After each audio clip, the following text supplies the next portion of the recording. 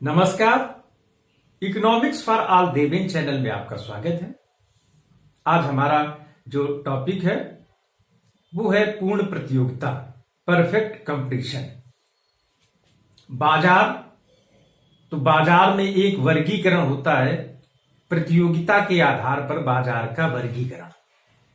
तो प्रतियोगिता के आधार पर बाजार का जब हम वर्गीकरण करते हैं तो उसमें पूर्ण प्रतियोगिता, अपूर्ण प्रतियोगिता, एकाधिकार, अल्पाधिकार, द्वैधिकार, इस प्रकार के जो बाजार हैं उसका वर्गीकरण किया जाता है। तो पहला जो हमारा है वो है पूर्ण प्रतियोगिता, परफेक्ट कंपटीशन। परफेक्ट कंपटीशन, इसकी क्या परिभाषा है, किसको कहते हैं, परफेक्ट कंपटीशन की क्या विशेषताएं हैं, परफेक्ट कंपटीशन क्यों आवश्यक है या इसका अध्ययन हम क्यों करते हैं, यह भी बड़ा महत्वपूर्ण है। तो सबसे पहले पूर्ण प्रतियोगिता किसे कहते हैं, पूर्ण प्रतियोगिता की परिभाषा। तो इसमें जो पूर्ण प्रतियोगिता की परिभाषा है, बाजार का वह स्वरूप जिसमें क्रेता विक्रेता की बहुत अधिक संख्या पाई जाती है तथा एक रूप वस्तु का क्रय विक्रय किया जाता है जिसमें वस्तु की एक कीमत पाई जाती है। अब पूर्ण प्रतियोगिता की इस परिभाषा को यदि हम याद रखें तो पूर्ण प्रतियोगिता की विशेषताएं हमें याद हो जाएंगी। पूर्ण प्रतियोगिता के जो तत्व हैं, मूल तत्व जो है वो है क्रेता और विक्रेता की बहुत अधिक संख्या। दूसरा मूल तत्व है एक रूप वस्तु का विक्रय। इन दोनों परिभाषाओं, इन दोनों तत्वों के आधार पर एक तीसरा तत्व है कि क्रेता और विक्रेता को बाजार का पूरा ज्ञान होता है। फिर चौथी जो विशेषता निकल करके आएगा, जो चौथा तत्व है, वो है कि वस्तु की एक कीमत पाई जाती है। क्रेता और विक्रेता की बहुत अधिक संख्या, ये मान्यता है। तो इसमें मान्यता में क्रेताओं की संख्या का जो प्रभाव है वो विक्रेताओं की संख्या पर नहीं पड़ना है, और इसी प्रकार से विक्रेताओं का जो प्रभाव है वो क्रेता पर नहीं पड़ना है, क्योंकि क्रेता और विक्रेता की बहुत अधिक संख्या है। कुछ विक्रेताओं के बाजार से चले जाने पर पूर्ति पर कोई प्रभाव नहीं पड़ता है, और कुछ क्रेता के बाजार से चले जाने से या विक्रेता के पास से चले जाने से मांग पर कोई प्रभाव नहीं पड़ता है। मांग, हम जानते हैं कि मांग क्यों होती है, तो चूंकि वस्तु में उपयोगिता का गुण पाया जाता है, इस कारण से वस्तुओं की मांग होती है। और पूर्ति उत्पादक का पक्ष है।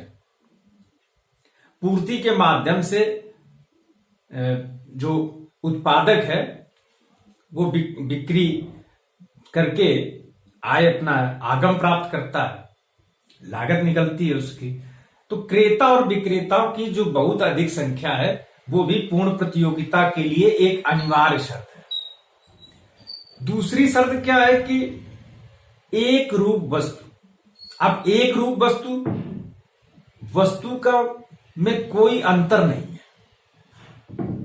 बिल्कुल एक रूप वस्तु है।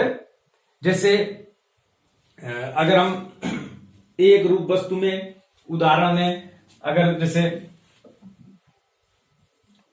मिल्क है, दूध है, तो हम जानते हैं कि गाय और भैंस, और तीसरा जो पैकेट,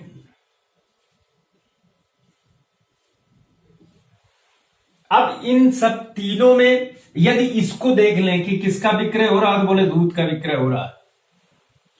तो दूध तो एक वस्तु है। अब उसमें एक रूपता कहां से आएगी? अगर गाय का ही दूध बेचा जा रहा है पूरे बाजार में तो एक रूप वस्तु है, और यदि गाय के साथ साथ भैंस का भी दूध बेचा जा रहा है बाजार में, यदि दोनों बेचे जा रहे हैं तो ये समरूप वस्तु है। और जहां पर एक रूपता हटी वहां पर वस्तु विभेद यदि हुआ तो कीमत विभेद हो जाएगा। पूर्ण प्रतियोगिता का अध्ययन हम केवल इसी वजह से करते हैं कि पूर्ण प्रतियोगिता एक हमारे सामने आदर्श स्थिति प्रस्तुत करती है। वो आदर्श स्थिति क्या है कि एक रूप वस्तु, और इस कारण से उसमें मूल्य विभेद शून्य, कीमत विभेद शून्य, किसमें? पूर्ण प्रतियोगिता में। अब यदि इस बाजार में तीसरा ये भी बिक रहा है पैकेट, तो इस प्रकार से तीनों जो दूध है, मिल्क है, गाय का है, भैंस का है, पैकेट का, इन तीनों के दाम में अंतर हो जाएगा। मूल्य चूंकि वस्तु विभेद है तो इस वजह से कीमत विभेद हो जाएगा। तो वहां पर क्या है कि यदि केवल एक गाय का ही है तो वहां वस्तु विभेद नहीं है, और वस्तु विभेद नहीं होगा तो मूल्य विभेद नहीं होगा। पूर्ण प्रतियोगिता में वस्तु विभेद नहीं पाया जाता है, तो एक रूप वस्तु जो है ये पूर्ण प्रतियोगिता का एक महत्वपूर्ण तत्व है। एक रूपता, वस्तु में एक रूपता, उससे प्रभाव क्या होगा कि कीमत विभेद नहीं होगा। अब इसकी विशेषताओं पर थोड़ा सा देखें कि कौन कौन सी इसकी विशेषताएं हैं। तो इसकी जो पहली विशेषता है कि क्रेता और विक्रेता की बहुत अधिक संख्या। और जब चूंकि अधिक संख्या है, अधिक संख्या होने से क्रेता और विक्रेता पर उसका प्रभाव, बाजार में क्रेताओं के और विक्रेताओं के बहिर्गमन से बाजार में कोई प्रभाव नहीं पड़ेगा, ना तो मांग में और ना पूर्ति में। बाजार में एक रूप वस्तुओं का क्रय विक्रय होता है, एक रूप वस्तु है। अगली विशेषता क्या है कि क्रेता और विक्रेताओं की बाजार का पूरा ज्ञान है। यह भी एक बड़ा तत्व है किसमें? पूर्ण प्रतियोगिता में, कि क्रेता और विक्रेता दोनों को पूरे बाजार का पता है, पूरे बाजार का ज्ञान। और चूंकि एक रूप वस्तु है और पूरे बाजार का ज्ञान भी है। बाजार में एक रूप वस्तु जो है उसका ये एक रूप वस्तु और पूर्ण ज्ञान, तो फिर इसका जो प्रभाव होगा वो वस्तु की एक कीमत, वस्तु की एक कीमत पाई जाती है। किसमें?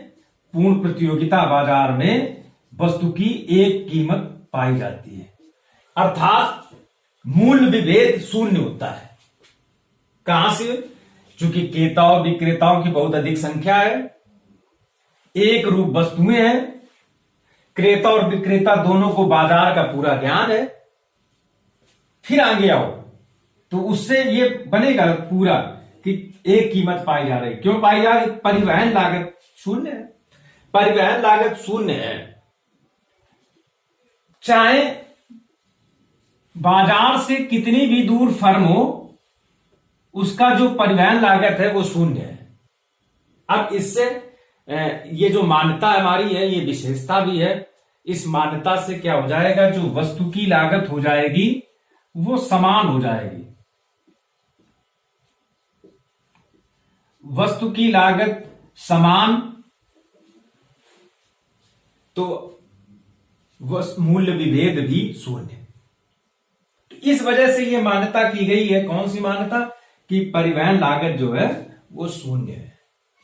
चाहे कोई भी फर्म बाजार से कितनी भी दूर स्थित हो, वो अपना फाइनल गुड्स बाजार तक ला रहा है, परिवहन लागत शून्य। नजदीक भी है तो वो जो एडवांटेज उसको एज मिलने वाला था लागत में, जो बाजार के नजदीक फर्म है तो लागत उसकी, परिवहन लागत कम हो जाएगी, कुल लागत उसकी तुलना में जो बाजार से दूर है कम हो जाएगी, मूल्य विभेद हो जाएगा। तो पूर्ण प्रतियोगिता में यह मान्यता की गई। कौन सी मान्यता की गई? कि परिवहन लागत भी शून्य है। अगली मान्यता या विशेषता उसकी है कि मूल्य विभेद का अभाव पाया जाता है। वही एक कीमत पाई जाती है, या मूल्य विभेद जो है वो अभाव है, मूल्य विभेद। फिर कहां से कि फर्मों का बाजार में स्वतंत्र प्रवेश व बहिर्गमन है। अब पूर्ण प्रतियोगी बाजार में वस्तु की कीमत उद्योग के द्वारा निर्धारित की जाती है, फर्म केवल प्राइस टेकर होती है। जो उद्योग मांग और पूर्ति की शक्तियों के द्वारा जो वस्तु की कीमत निर्धारित हो जाती है, वही प्राइस फर्म एक्सेप्ट करती है। यदि उस लागत से जो प्राइस है उससे अगर कम है, जो ये कीमत निर्धारित हो गई उसकी, इसको आगे और जब हम लोग पढ़ेंगे कि पूर्ण प्रतियोगिता बाजार में वस्तु की कीमत किस प्रकार से निर्धारित होती है, तो उसको आगे समझेंगे। यहां केवल ऐसे ही जनरली समझ लें इसको कि ये कीमत निर्धारित हो गई, और यदि वस्तु की लागत उद्योग द्वारा निर्धारित कीमत से कम है, लागत अधिक है, कीमत कम है, तो स्वतंत्र है, आप बहिर्गमन कर सकते हैं। यदि आपको लग रहा है, यदि फर्मों को लगता है कि प्राइस ज्यादा है, लागत से कम है, लागत उनकी कम है, प्राइस ज्यादा है, तो स्वतंत्र है। क्रेता और विक्रेता दोनों का यही पे है कि स्वतंत्र प्रवेश व बहिर्गमन है। और फर्क क्यों नहीं पड़ेगा? क्योंकि क्रेता और विक्रेताओं की बहुत अधिक संख्या है। ये मान्यता भी, ये विशेषता भी पूर्ण प्रतियोगिता बाजार को अन्य बाजार से अलग करती है। बहुत अधिक संख्या, अधिक संख्या नहीं, बहुत अधिक संख्या, आने और जाने से किसी पर कोई फर्क नहीं पड़ना है। उसी से यह भी उत्पन्न हो जाता है कि वस्तु विभेद या मूल्य विभेद नहीं पाया जाता है। साधनों में पूर्ण गतिशीलता है। पूर्ण गतिशीलता, जिस फर्म जो भी फर्म है, यदि साधनों को ज्यादा प्रतिफल दे रही तो साधन वहां चले जाएंगे, कम प्रतिफल तो साधन दूसरी जगह शिफ्ट हो जाएंगे। तो इसमें पूर्ण गतिशीलता पाई जाती है। विज्ञापन का अभाव पाया जाता है। अब विज्ञापन का अभाव पाया जाता है, क्यों पाया जाता है? क्योंकि एक रूप वस्तु है। कैसी वस्तु है? एक रूप वस्तु है,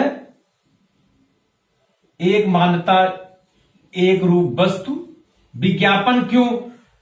अभी पूछा जा सकता है कि पूर्ण प्रतियोगी बाजार में विज्ञापन का क्यों अभाव पाया जाता है?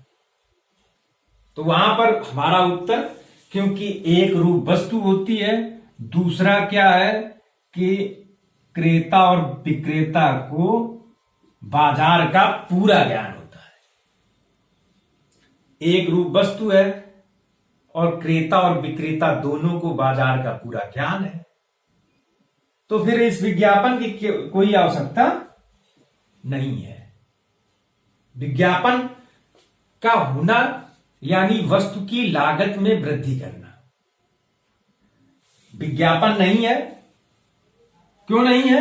क्योंकि एक रूप वस्तु है और क्रेता और विक्रेता को बाजार का पूरा ज्ञान है। और फिर अंतिम वही स्थिति कि इन सब के कारण क्या होता है कि पूर्ण प्रतियोगी बाजार में वस्तु की एक कीमत पाई जाती है।